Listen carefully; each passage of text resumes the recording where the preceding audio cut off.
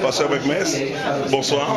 Bonsoir, bonsoir. Alors, Pasteur Bekmes, depuis 4 jours, il y a une conférence évangélique ici avec l'AFC G, la voie de la délivrance. Le pasteur Raymond Johnson est à la tête de cet événement. Donc, quelles sont vos impressions à vous sur cette conférence, ces 4 jours, 4 soirées et ce séminaire qu'il y a eu? Alors, l'impression que j'ai, c'est que de revoir, de revivre ma conversion qui remonte à des années. Et je crois que c'est un renouveau en Guadeloupe, ne serait-ce de voir l'immensité de cette tente. Et qui dit immensité de cette tente, mais pratiquement, je crois qu'il y a environ plus de 1000 personnes.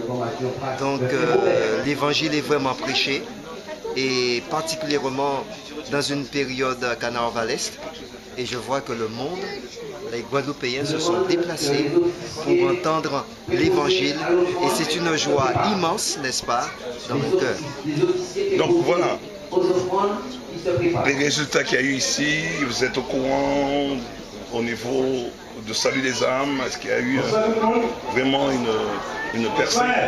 Oui, tout à fait, parce que quand l'évangile est prêché, d'une manière générale, comme l'évangile c'est la parole de Dieu, et la parole de Dieu est esprit et vie, et la parole de Dieu a comme objectif, c'est de délivrer les captifs.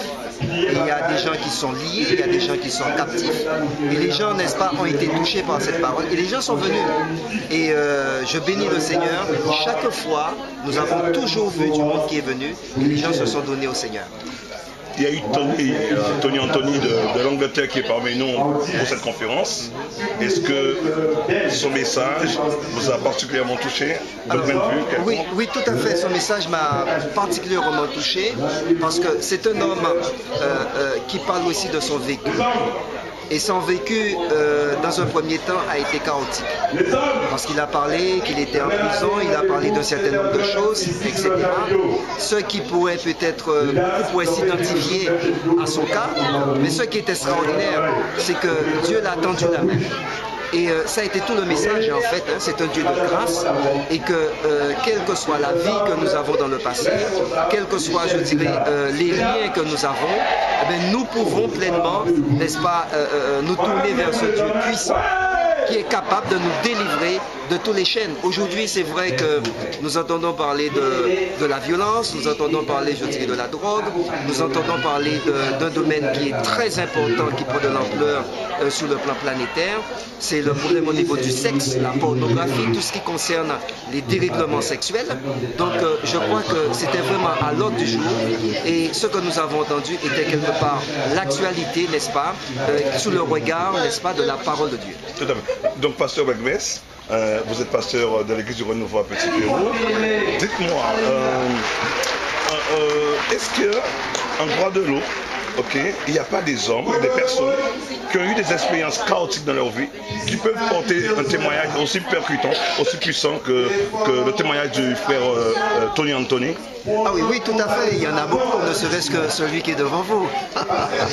Parce que j'ai connu ce qu'on appelle la drogue, j'ai connu aussi un peu la délinquance, bon, à un certain niveau.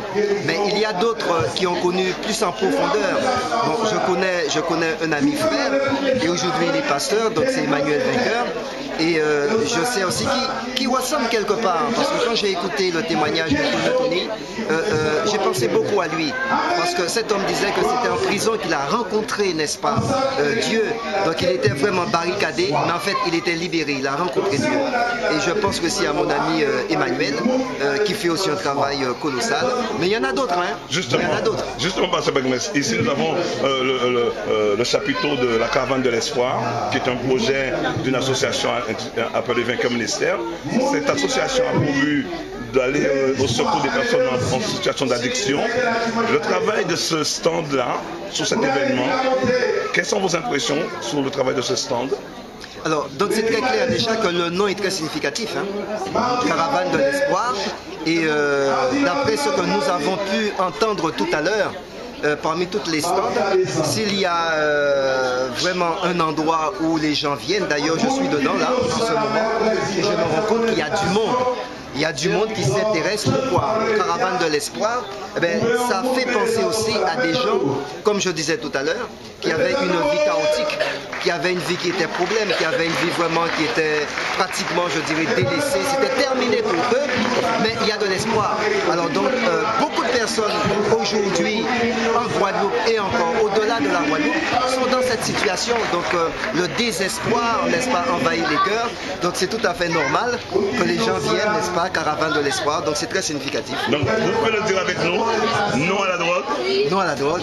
Non à la violence. Ah, non à la violence. Et oui à Jésus. Tout à fait, oui à Jésus. Ok, merci Pasteur Mekmes, que Dieu vous bénisse. Et c'était la caravane de l'espoir avec vous.